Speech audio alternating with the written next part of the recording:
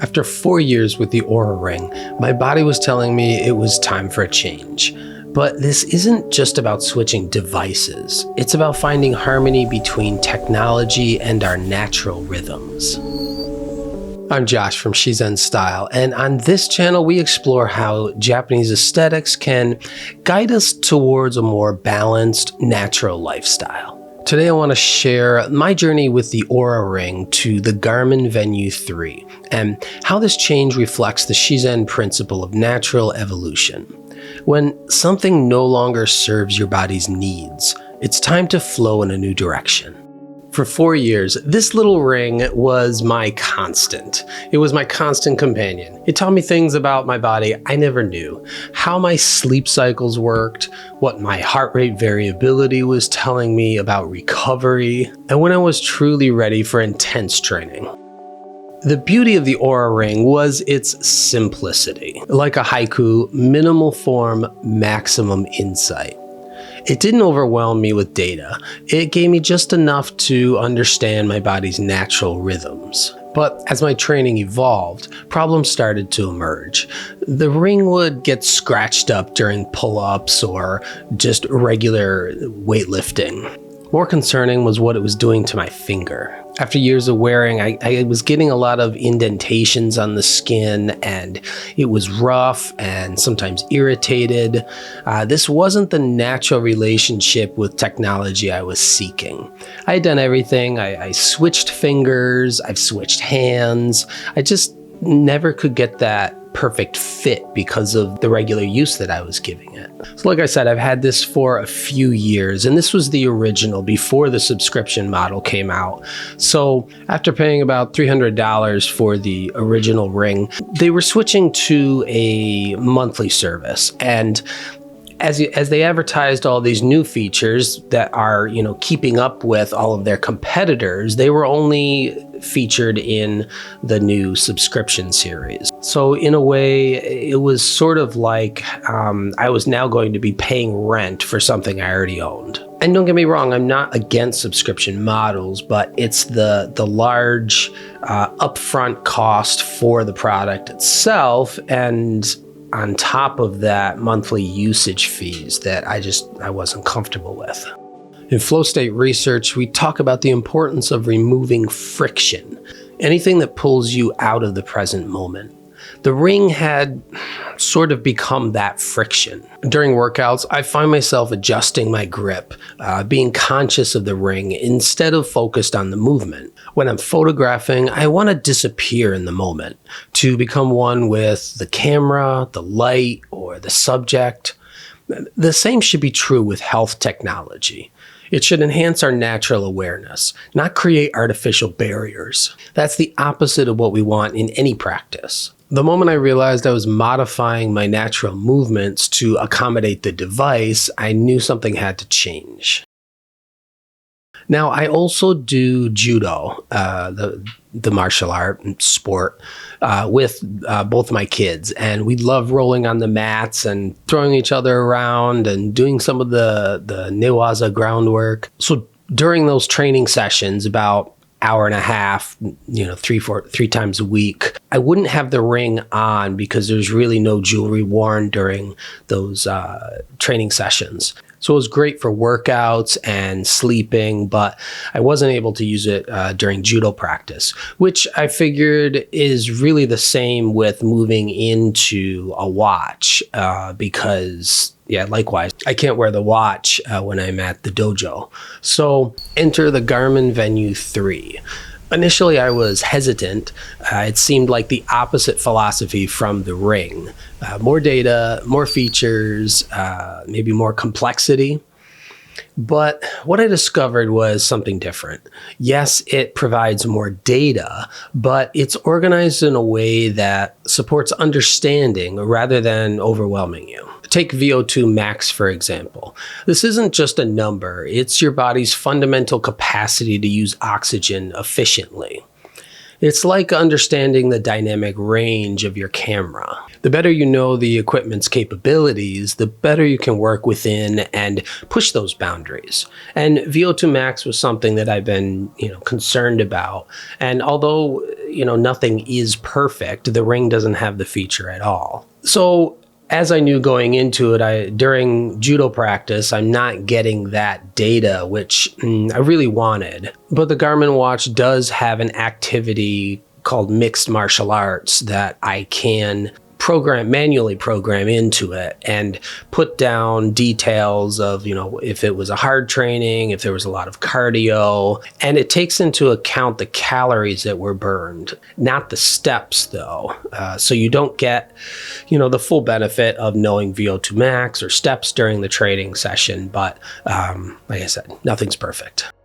The sleep tracking rivals what I got from the Oura, but without the physical discomfort on my fingers. The HRV measurements are consistent and detailed. And because it's on my wrist, there's no restriction during lifting, doing pull-ups, anything like that in regular gym use. One thing that really surprised me was how the GPS functionality enhanced my photography ventures. It wasn't really anything I was thinking about when I was looking into and researching the watch, but I can track exactly where I captured certain shots and revisit those locations during, optimal light and understand how my physical exertion affects my creative energy. Now, more data isn't automatically better. It's about having the right information to make natural decisions about your health. When my HRV is elevated, I know my body has recovered well, like reading perfect light conditions for a sunrise shoot. When it's low, I adjust my training intensity, just as I'd adjust my camera settings for challenging conditions. And all of that is based on the recovery data that they show us. The VO2 max tracking has been particularly revealing. It's shown me how my cardiovascular fitness directly correlates with my ability to access flow states. When my aerobic base is strong, I can sustain focused attention longer. Whether I'm editing photos, doing judo, or practicing shakuhachi. What's fascinating is how this connects to creative flow. Research shows that cardiovascular fitness directly impacts our ability to enter and maintain flow states. A higher VO2 max means better oxygen delivery to the brain, which supports the sustained attention that deep creative work requires. The sleep insights go deeper than the Ring ever did.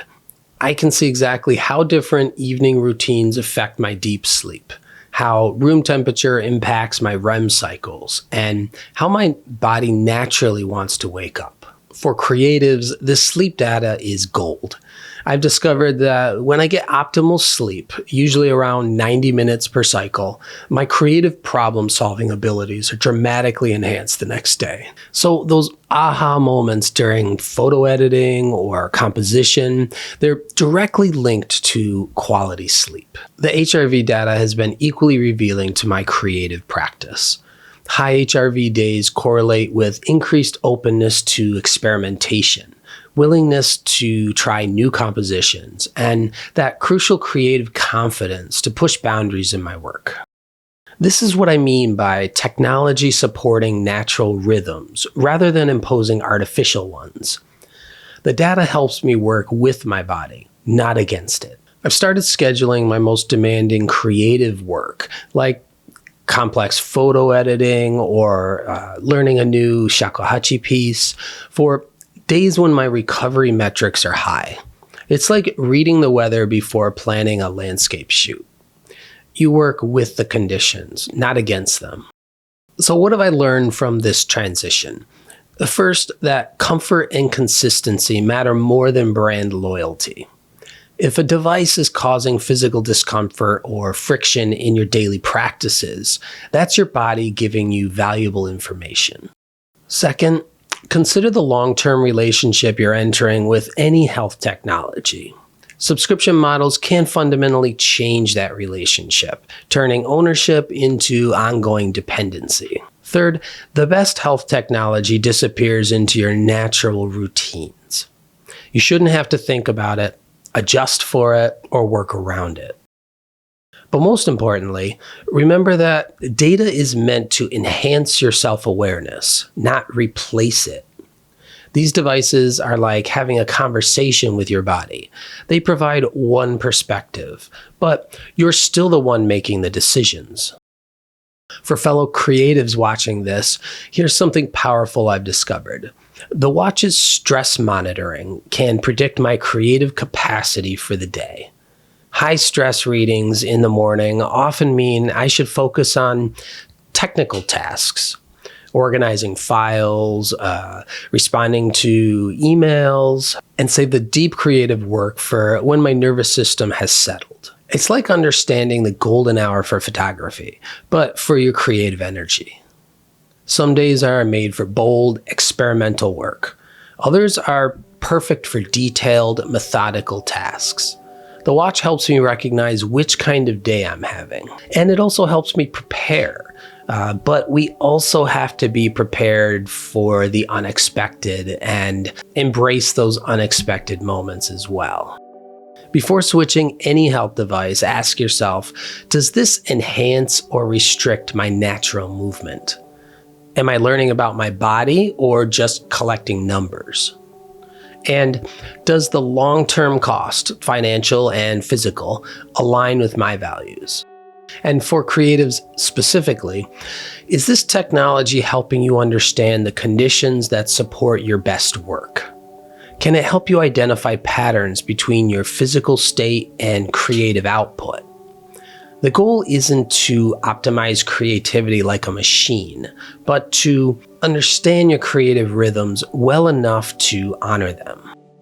In Japanese aesthetics, we value things that reveal rather than obscure natural beauty. The same principle applies to health technology. The Garmin Venu 3 has become like a good camera lens. I notice the clarity it provides, not the tool itself. It gives me insights that help me flow more naturally through my days, train more intuitively, and recover more completely. The goal really isn't to optimize every metric, but to understand your body well enough to honor its needs. To find that balance between awareness and overthinking, between data and intuition. What I've learned is that creativity isn't just about inspiration. It's about creating the physical and mental conditions where inspiration can flourish. The watch has become a valuable tool in understanding those conditions. When my HRV is high, my sleep was deep, and my stress is low. I know it's a day to tackle challenging creative projects. When the metrics suggest lower capacity, I understand, and then I focus on simpler tasks or active recovery that might spark new ideas. And sometimes the most natural thing is to disconnect entirely, to trust the wisdom you've gained and simply be present with your body, your breath, and your practice. If you're navigating your own relationship with health technology, I'd love to hear about it in the comments below. What's working for you? What friction are you experiencing? And if you found this perspective helpful, consider subscribing for more content on finding balance between technology and natural living, photography, Japanese aesthetics, and assessing flow in our modern world. Until next time, remember, the best technology is the kind that helps you become more yourself, not less.